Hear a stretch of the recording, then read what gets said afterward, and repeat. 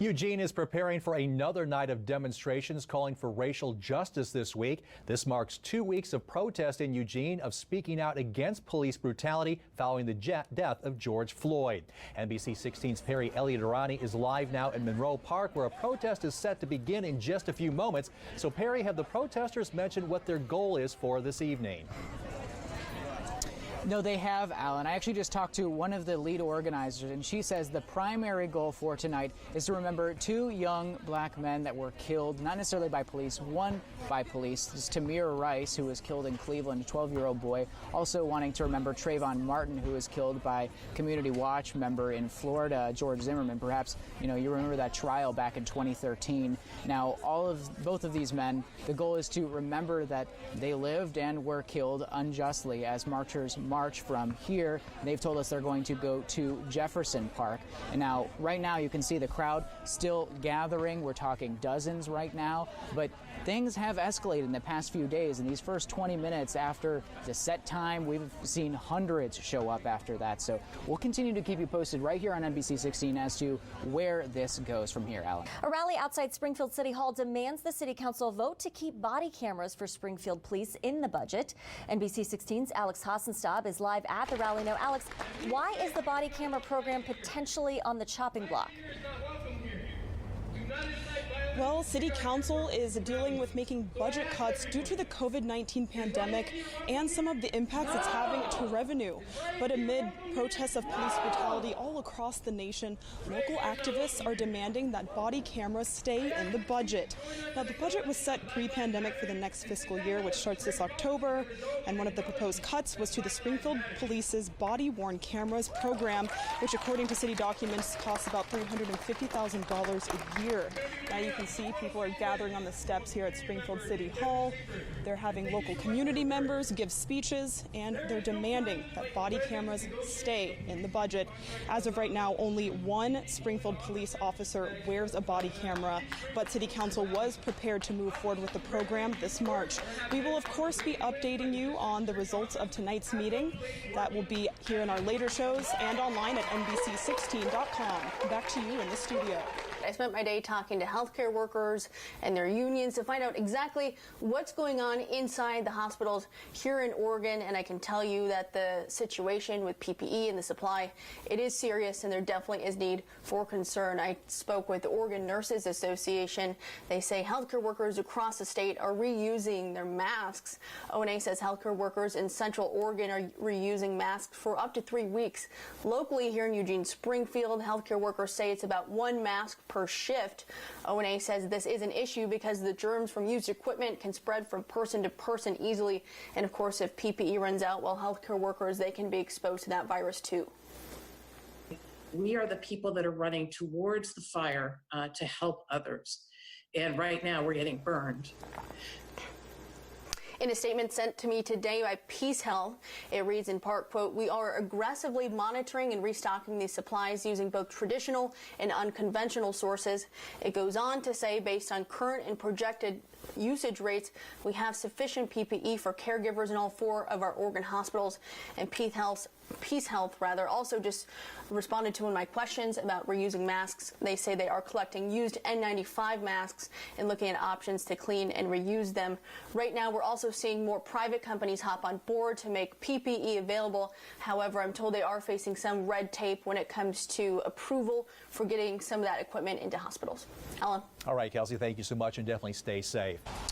Well, Jacqueline, we won't have the official turnout results for quite some time. The ballots still have to be cast, and then the votes have to be counted. But the Secretary of State is already reporting a higher pre-election day turnout than back in 2018. For example, Lane County saw 33% of its residents already turn in their ballots by this morning. That's 5% higher than we've seen in previous years. And Oregonians have a lot to consider on that ballot. Congressman Peter DeFazio facing a challenge from within his own own party, his Democratic Party, as well as facing challenges from 2 Republicans.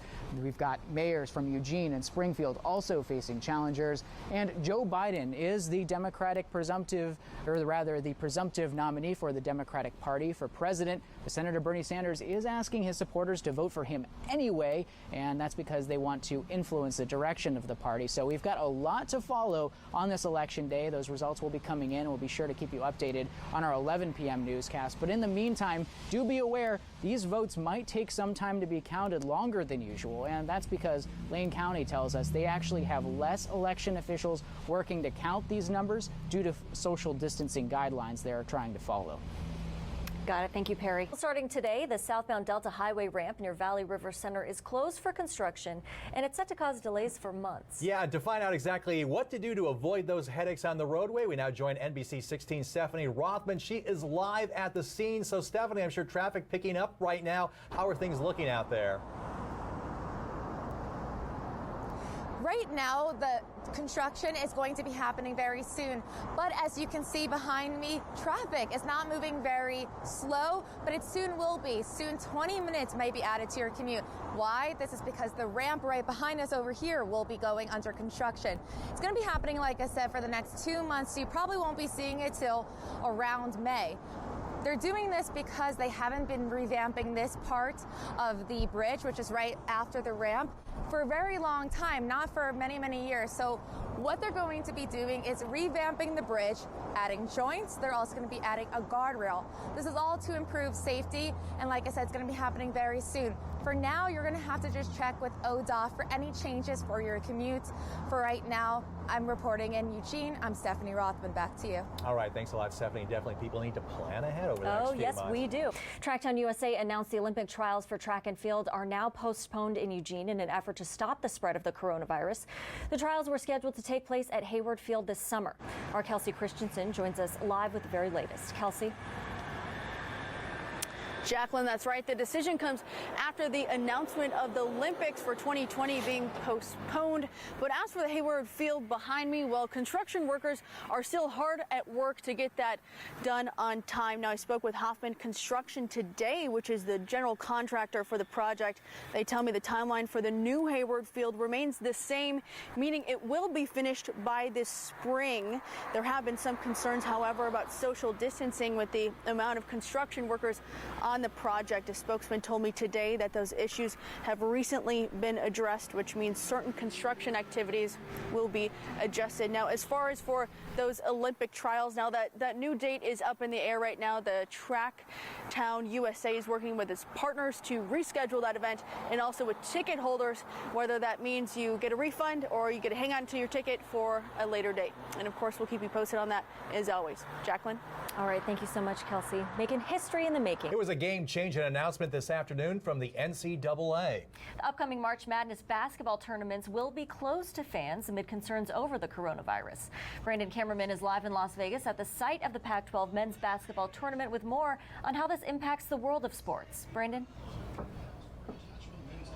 Yeah, it was a big-time announcement, and it will have a major impact, especially in our viewing area, where next week the women's basketball tournament was set to be underway, and it will go underway at both Oregon and possibly at Oregon State, the women's basketball tournament, but there will be no fans in attendance at Matthew Knight Arena or at Gill Coliseum. And then the following week is the Portland Regional at the Moda Center, and again, no fans at those events. So it will have a major effect, and I got to be honest, the timing of it was strange, because we were in the middle of a tournament game right here in Las Vegas for the Pac-12 men's basketball tournament, the Oregon State game, and during the game is when the NCAA made this announcement saying, in effect, that they are under the advisory that fans should not be in big arenas at these big games. Well, I was sitting in an arena with a whole lot of fans, and there are fans behind me, and as of now, the Pac-12 has made no announcement changing its policy allowing fans into this Pac-12 tournament game. Either way, though, the tournament went on, and it was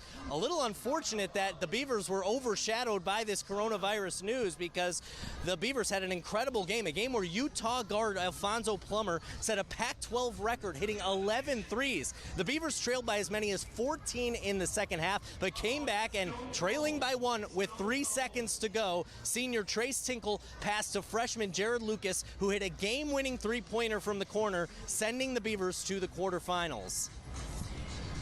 We put them on their heels, and we really got some momentum going. They stretched it out a little bit again, and our seniors in the last couple of timeouts said, we're winning this game. Keep believing it. We're winning this game. And then what a finish. Just incredible.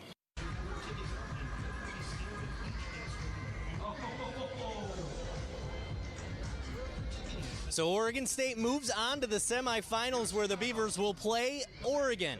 Whether there will be fans tomorrow at the noon kickoff, well, we'll have to wait and see on that one. Again, as of now, things going on as normal here in Las Vegas. Live in front of T-Mobile Arena, Brandon Cameraman, back to you. All right, thank you so much, Brandon.